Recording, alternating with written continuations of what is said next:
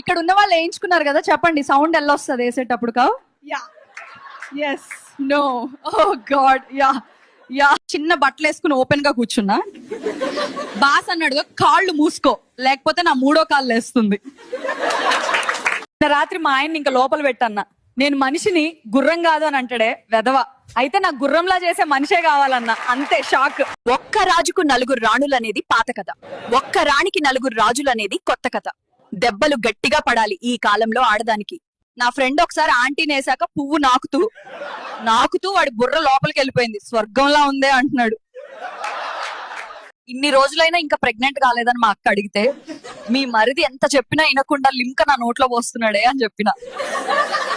చిన్నప్పుడు వైట్నర్ ఉండేది, దాన్ని బాగా ఊపితే రంగు బయటకు వచ్చేది. అలానే నేర్చుకున్నా నా బాయ్ ఫ్రెండ్ ని సాటిస్ఫై చేయడం. ఇంట్లో ఎవరు లేనప్పుడు మీరేం చేస్తారు?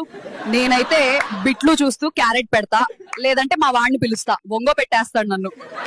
నాలో రసం కార్చాక ఆపేసేవాడు కాదు, నేను వద్దు వద్దు అంటున్నా ఆపకుండా వేసేవాడు నాకు కావాలి. మీలో ఎవరైనా ఉన్నారా?